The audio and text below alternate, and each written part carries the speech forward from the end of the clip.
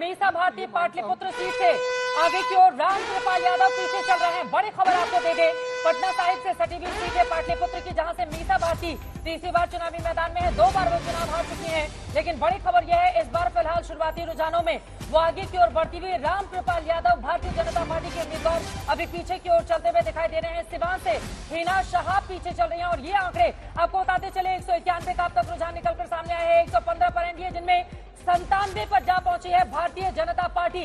115 116 हो गया है एनडीए का 97 पर। बीजेपी दिखाई दे रही है इंडिया गठबंधन 70 सीटों के साथ, जिनमें 35 कांग्रेस पार्टी के पास है और धीरे धीरे करके समाजवादी पार्टी 7 पर लीड लिए हुए है। सीपीएम 6 पर, डीएमके इस वक्त 5 पर लीड लिए हुए है। आरजेडी के लिए अच्छी खबर है, जिनमें एक पाटलिपुत्र की सीट भी शामिल है। 4 सीटों पर अपनी लीड लिए हुए हैं। मैनपुरी से जो मुलायम सिंह यादव का गढ़ हुआ करती थी, डिम्पल यादव मैनपुरी सीट से आगे चल रही है। इस वक्त की बड़ी खबर, बड़ी जानकारी, मैनपुर की सीट ऐसी है जो पिछली बार मुलायम सिंह यादव ने जीत हासिल की थी। और देखिए तूतीकोरिन से अब कनिमोझी आगे चल रही है, बिल्कुल, और 197 के अब तक के रुझान निकलकर सामने आ चुके हैं। बहुत सारे संकेत है इसमें। देखिए मैनपुरी ऐसी सीट है जो आज तक समाजवादी पार्टी हारी नहीं और बीजेपी कभी जीती नहीं। मुलायम सिंह यादव की सींची हुई ये सीट थी और सबसे सुरक्षित सीट इस बार बहुरानी को दी गई है। डिम्पल यादव फिलहाल वहां से आगे चल रही हैं, लेकिन दूसरी तरफ कन्नौज में सुब्रत पाठक को झटका लग सकता है अगर यही ट्रेंड बरकरार रहता है, क्योंकि वहां से अखिलेश यादव भी इत्र की खुशबू में नहाए हुए इस वक्त दिखाई दे रहे हैं, आगे चल रहे हैं। लेकिन पाटलिपुत्र और ये देखिए 200 और बीजेपी की सेंचुरी लग गई है अपने दम पर।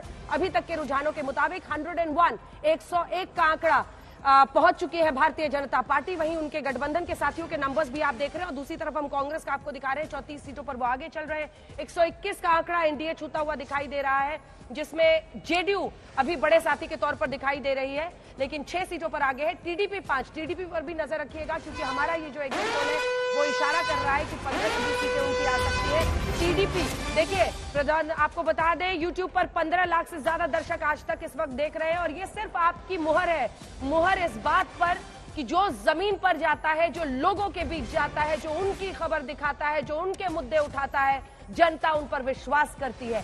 आपके भरोसे पर खरे उतरने की आपकी इस मुहर के लिए बहुत बहुत धन्यवाद। बने रहिए हमारे साथ, स्क्रीन से आपकी नजर हटनी नहीं चाहिए, क्योंकि ग्राउंड जीरो, हम आम चेयर जर्नलिज्म में विश्वास नहीं रखते। ग्राउंड जीरो पर जाते हैं, लोगों के बीच पहुंचते हैं, उनके मुद्दे उठाते हैं और फिर हर खबर निष्पक्ष अंदाज में हर पक्ष की बात आपको बताते हैं। एक बड़ी खबर आ रही है, एक बड़ी खबर आ रही है। राहुल गांधी वायनाड और रायबरेली इन दोनों ही सीटों से आगे चल रहे हैं। वायनाड 2019 में जीता था राहुल गांधी ने बड़े मार्जिन के साथ, जबकि रायबरेली की सीट सोनिया गांधी ने हासिल की थी। लेकिन इस बार कैसरगंज से बीजेपी के करण भूषण सिंह, ब्रिजभूषण के बेटे हैं, वो आगे की ओर बढ़ते हुए दिखाई दे रहे हैं। बड़ी खबर यह है। और गुना से बीजेपी के ज्योतिरादित्य सिंधिया आगे चल रहे हैं। 2019 का चुनाव वो हार गए थे, उसके बाद बीजेपी के राज्यसभा टिकट पर वो केंद्र में पहुंचे और फिर मंत्री बने, अभी आगे चल रहे हैं। पूर्णिया से निर्दलीय उम्मीदवार है पप्पू यादव, वो आगे चल रहे हैं। और पप्पू यादव अगर इसी तरह से अपनी बड़ी बढ़त बनाए रखते हैं तो यकीनन आरजेडी के लिए कम से कम ये अच्छे संकेत नहीं माने जाएंगे। बदायूं से एसपी के आदित्य को लेकर भी खबर साफ। तूतीकोरिन से डीएमके की कनिमोझी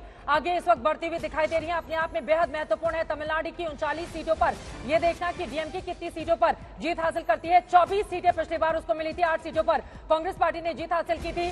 बीजेपी का खाता भी नहीं खुला था, लेकिन इस बार की स्थिति क्या होगी? पाटलिपुत्र से मीसा भारती आगे चल रही है। रामकृपाल यादव इस वक्त पीछे की ओर। अमित शाह गांधीनगर की सीट से जो गढ़ रहा है, आपको बता दें कि 90 के दशक से ही लगातार ये जो सीट गांधीनगर की गुजरात की सीट रही है, ये लगातार बीजेपी जीत, लाल कृष्ण आडवाणी से लेकर अटल बिहारी वाजपेयी सब इस और लगातार ये सबसे मजबूत गढ़ वहां माना जाता है। हालांकि 6.25 लाख के मार्जिन से वहां पर नवसारी से सीआर पाटिल जो कि प्रदेश अध्यक्ष हैं वो जीतते हैं, लेकिन वायनाड हो, रायबरेली हो, राहुल गांधी आगे चल रहे हैं। कन्नौज हो, अखिलेश यादव आगे चल रहे हैं।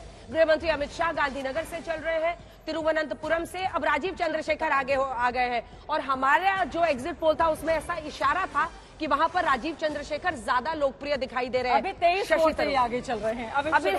अभी शुरुआती रुझान है और इस पर बहुत ज्यादा कमेंट करना नहीं चाहिए। पवन सिंह काराकट से पीछे चल रहे हैं, बड़ी भीड़ आई। पवन सिंह को आसनसोल का टिकट दे दिया था भारतीय जनता पार्टी ने, जहां पर शत्रुघ्न सिन्हा से उनका मुकाबला था। शत्रुघ्न सिन्हा वाली ये जो सीट है आसनसोल की, जब आप पश्चिम बंगाल में उत्तर की तरफ जाएंगे तो वो गढ़, मतलब आप कह सकते हैं कि कई जगहों पर बीजेपी वहां पर दार्जिलिंग से लेकर आसनसोल, दुर्गापुर। और बड़ी खबर आ गई है, 251 सीटों की अब तक के रुझान निकलकर सामने आए हैं। 153 पर इस वक्त एनडीए, इंडिया गठबंधन 90 पर, बिल्कुल 150 पर। और 250 सीटों से ज्यादा की महबूबा मुफ्ती अनंतनाग से चुनावी मैदान में है और फिलहाल वो पीछे चल रही हैं। आपको बताते चले 2019 में भी कश्मीर की तीनों सीटें एनसी नेशनल कॉन्फ्रेंस की पार्टी ने जीत हासिल की थी और इस बार भी अनंतनाग से महबूबा के लिए अच्छी खबर निकलकर सामने नहीं आ रही है। अभी फिलहाल वो अगर पीछे चल रही है तो ये भी एक बड़ा संकेत है और सबसे बड़ा संकेत तब मिला जब 250 सीटों के रुझान में आप देख रहे हैं 156 सीटों पर एनडीए आगे है।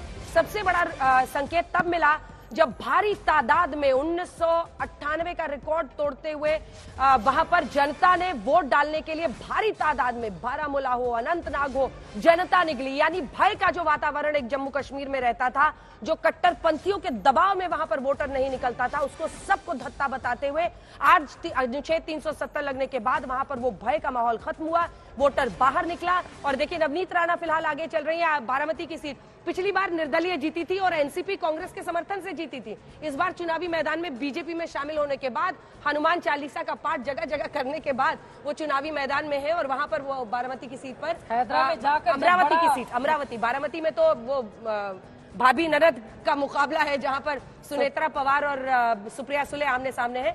अमरावती की सीट पर वो आगे हैं और ये बहुत हैरानी की बात नहीं है क्योंकि नागपुर सीट से फिलहाल नितिन गडकरी आगे चल रहे हैं। नितिन गडकरी की अपनी संबित पात्रा भी आगे चल रहे हैं। हम लोगों ने एग्जिट पोल में दिखाया था संबित पात्रा के लिए सिर्फ 8,000 11,000 वोटों से पिछली बार 2019 का चुनाव वो हार गए थे। संबित पात्रा आगे चल रहे हैं। पुरी की महत्वपूर्ण सीटें हैं। नरेंद्र मोदी प्रधानमंत्री ने जाकर उनके लिए बाकायदा रोड शो किया था और बड़ी भीड़ भी आई थी।